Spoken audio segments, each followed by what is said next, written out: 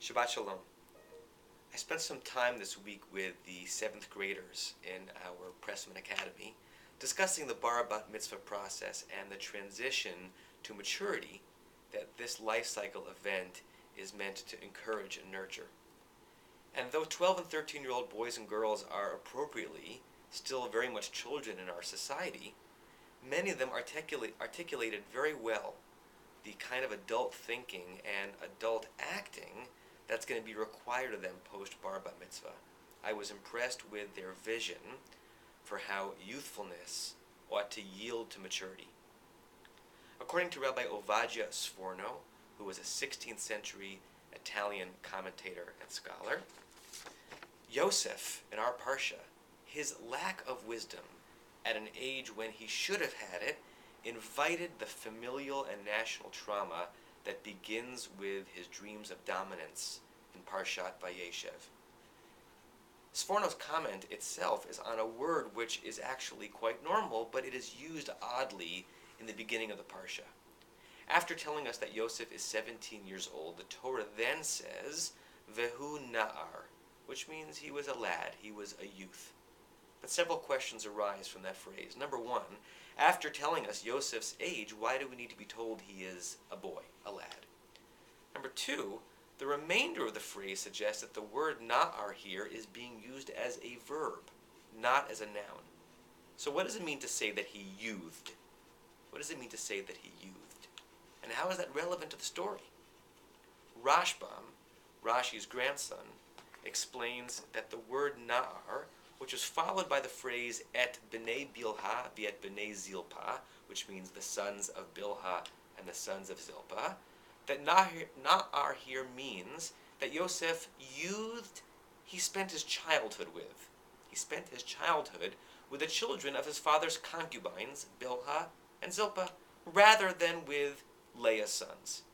And that distance, according to Rashbam, explains Leah's sons' antipathy towards and ultimately hatred of Yosef. In this reading, Yosef was despised for whom he happened to hang out with in the play yard, an explanation that at least partially exonerates him.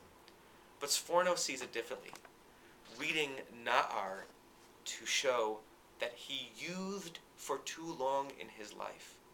He was youthful in his outlook and in his actions, longer than he should have been, despite the fact that at age 17, he should have been more mature. And so the Torah points out the contrast between his age and his comportment. A true lad, younger in years, he could have been excused for tattling on his brothers.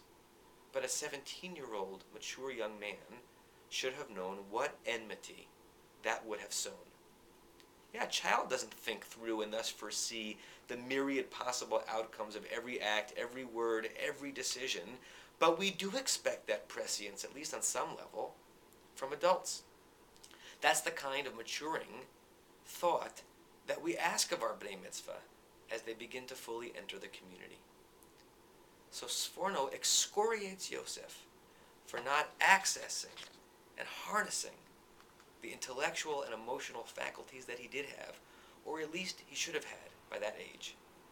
Yosef's dimness, cloaked in hubris, invites calamity, lands him in a ditch, and if you follow the story through, ultimately leads to the enslavement of our people in Egypt. I love and appreciate and admire adults who retain their youthfulness, and I am determined to do the same as I age.